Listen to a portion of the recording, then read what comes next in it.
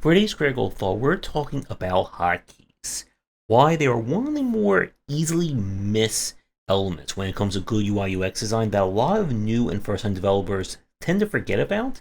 And how do you figure out what kind of hotkeys you should include in your game?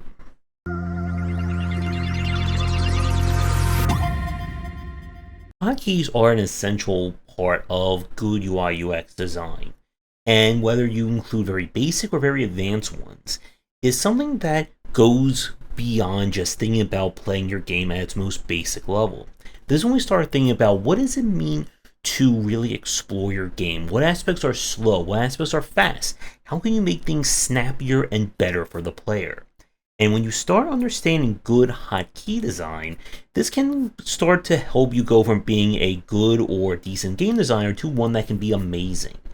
And it's something, as I said in the singer, that a lot of people will generally miss on their first time or their first game, because this is not something you're generally thinking about when you're trying to even just figure out what your game is. Now, for the purpose of our video today, a hotkey, of course, is a keyboard or button press shortcut that allows a player to do a command that is normally tied to a mouse click or hitting something on your GUI. And that includes a lot of different functionality. And every hotkey serves two purposes. The first is that it makes your game faster to play. Being able to hit a button versus moving a mouse cursor or pointer across the screen will always be faster. And for competitive level play, can oftentimes mean the difference between winning or losing. As anyone who's watched a MOBA, an RTS, or any kind of game that revolves around you messing with a GUI and characters on screen.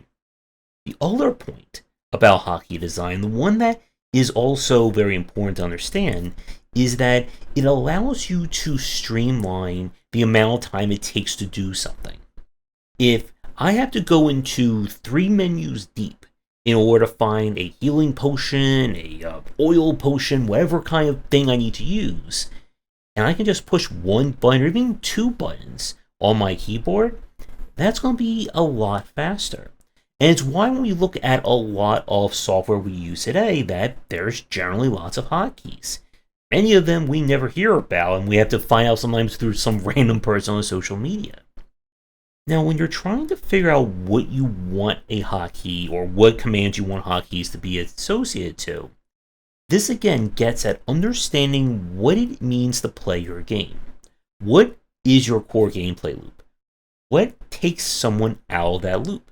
It could be having to go into your inventory to re-equip bullets, having to stop and, tie your shoes.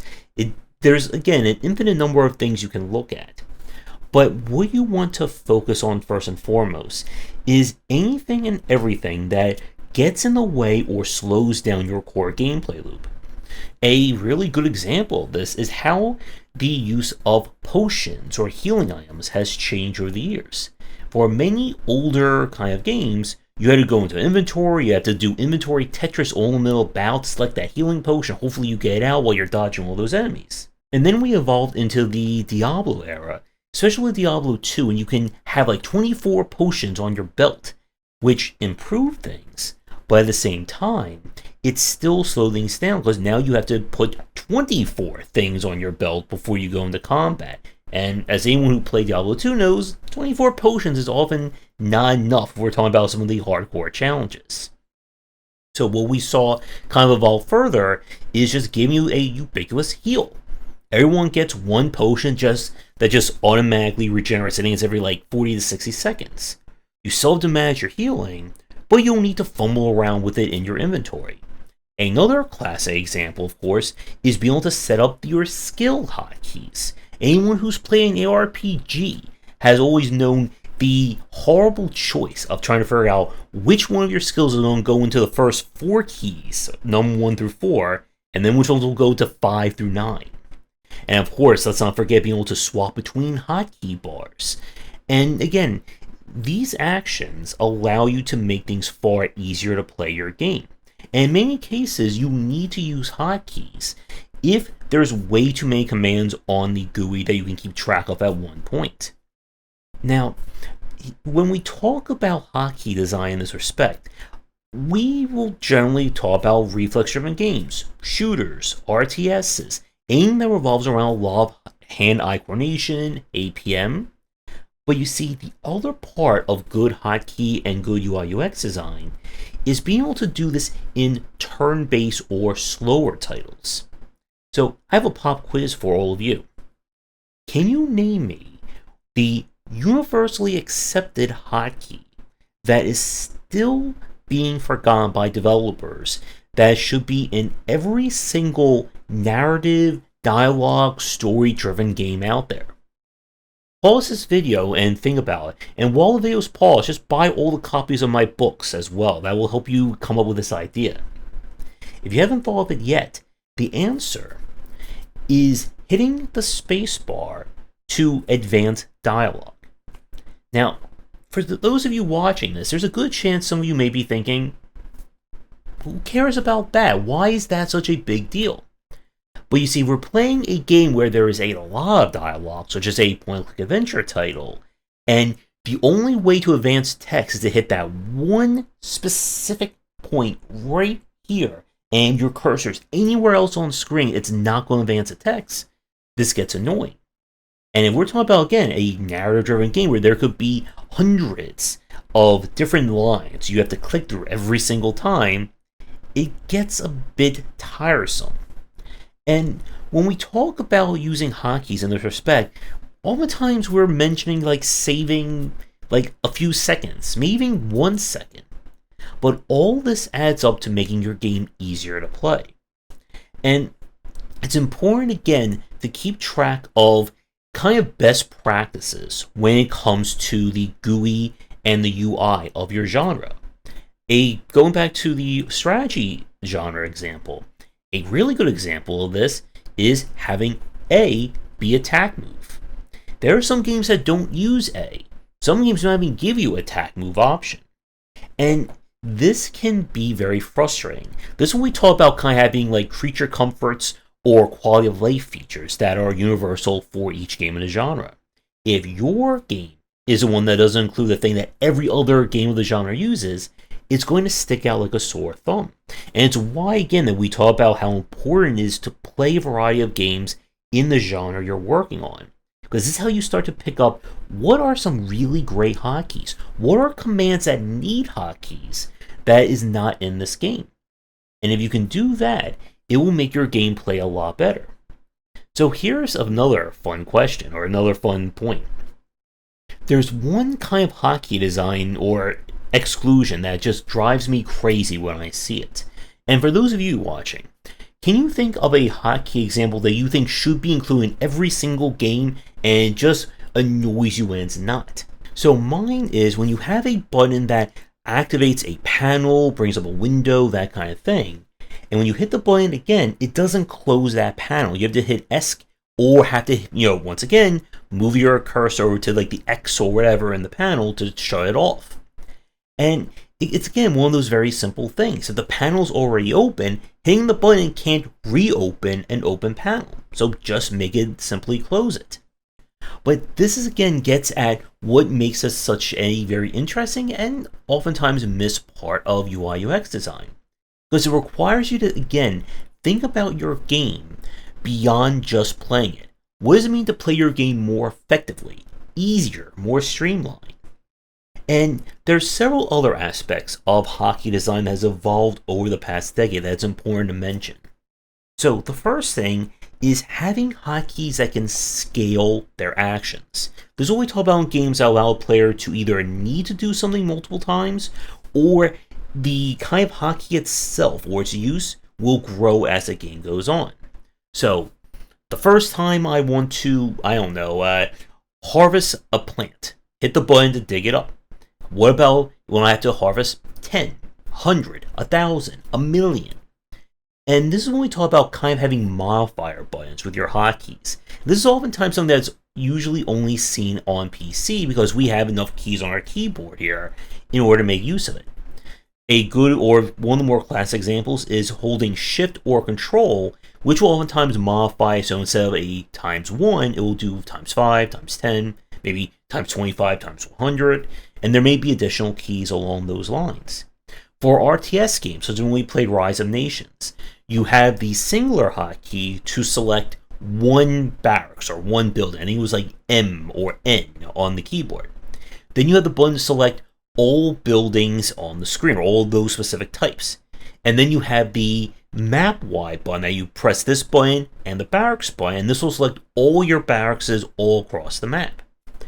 And Rise of Nations, as I've said many times, is a really great example of an RTS hotkey scheme. It's one of my favorites. And for any RTS designers out there who want like the most like clearest example of all the best hotkeys you can include in a game, that one is a really great one to check out.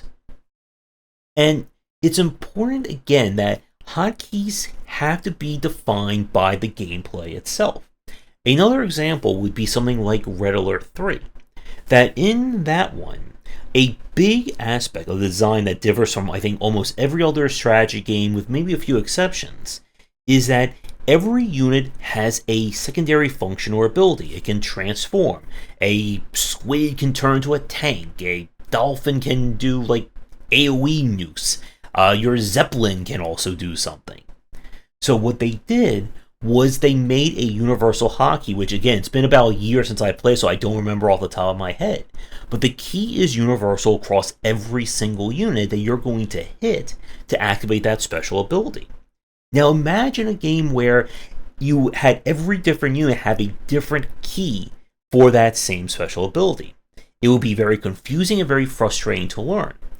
And again, you'll have people who won't mind that. You will have those expert players who will figure it out. They'll memorize every hotkey. They'll keep a note, taped to their monitor or nearby, and they won't really care. But the point of good hotkey design is making your game easier to play for everyone, whether they are novices, average, or experts. Another easily missable trap when it comes to hotkey design is how it relates to the neutral position on your keyboard or on your control peripheral. When we say neutral, this is where someone's hands are going to be by default when they play your game. So once again, if we're talking about a gamepad, my hands will be kind of like this. So I'll have my index fingers right here, thumbs are on the stick, I can hit these buttons, and you get the picture. If we're talking about keyboard and mouse, of course the most standard one is WASD with my left hand, mouse with my right hand. Anything that is far away from the neutral position is going to become more annoying and frustrating to him. Many times, the player will not even feel that it's worth it to hit it. And this gets at how much hotkey designs evolved from the 90s into today. Many 90s-based strategy games or any kind of 90s game on keyboard will of course use the first letter of a word as a hotkey designation. Inventory I, jump J, D for door, O for open, Q for query, W for water, and you get the picture. Because it is a very easy secondary association. But again, if we're using a keyboard and your hand is on WASD, anything that is more than like 2, maybe 3 keys away is going to be hard to hit, especially if someone is doing other things at the same time. So here's a good example from Stardew Valley. Did you know that hitting the Y key automatically hits yes for any dialogue that pops up? This was told me while we were playing the game during my casual games research streams. I barely use that because, well, if my hand's on WSAD, how do I comfortably hit the Y key without playing a finger twister? Or maybe I need like some like nano machine augment that can extend my finger an extra like inch or two so I can hit it. Remember, how someone comfortably plays your game is the basis for how you're going to start to build your hotkeys. And this can lead to hotkeys that on paper may not sound all that intuitive, such as using like Q, C, V, Z, and T for certain commands. If you show it or present it right, it doesn't become, or it's not that hard to grasp. A quintessential example of this is how a good example is what Blizzard did with standardizing the hotkeys to the 4 keys on the left on each row of your keyboard. So Q to R, A to F, Z to V. And the player can just look at the GUI over there, and they'll know essentially, okay, it's the middle button or the second button from the left on the top row, that's a W. The third button or the third row far left, that's Z. And it allows someone to start figuring this stuff out and starts building up muscle memory to be able to do this without having to look at them.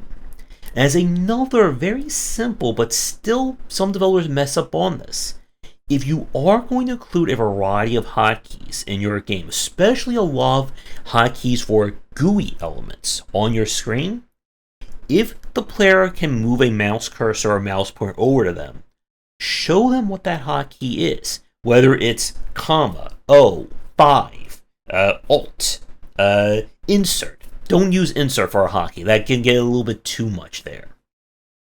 And to begin to wrap things up, good hotkey design is how you start to improve at the UI UX of your title. And almost every game, maybe with exception to like the most basic reflex-driven games, like if it's like a 2-button interface, walk and jump, you're going to want to think about hotkeys, ways of streamlining and making your game faster and easier to play. And if there's any actions that the player's going to be doing repeatedly, again and again, like within like moments of playing, look at ways of making that faster. Do I have to go into an inventory? Does every time I want to use a drone to help me, I have to click on a button on the screen? Why can't I just hit a key? And as another final point, remember this. If you're going to include hotkeys in your game, you should always include the option to rebind them. Just like with any other control or button peripheral or button input in your game. Because sometimes people will only want to use a preferred set of hotkeys. And this can go both in the easy or the hardcore way. If I only care about attack, move, and dodge or hold, and I want those keys to be as immediately close to my hand as I can while I'm playing your game, I'm not going to care about order 50 fruit from your second market as a hotkey.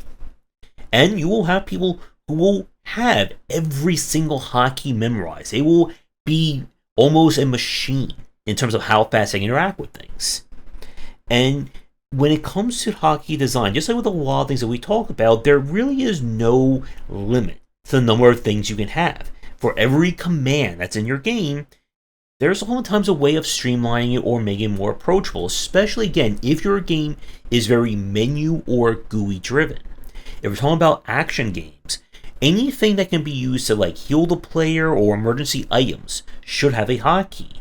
Another final but really important example of this change is having your ubiquitous Estus flask in a lot of action and Souls-like games. Just imagine how fun it would be that instead of hitting just one button to drink your healing flask, you need to go into 3 menus deep, 4 different categories down to find your Estus and use that while only looking at, this much of a screen while fighting a boss and having to do all that and get good at the same time. So once again, what are some of your favorite hotkeys you like to see in games? And as a fun little challenge, can you think of a command or an action and pick any genre you like that you would wish that someone would set a standardized hotkey or even just invent a hotkey for this command?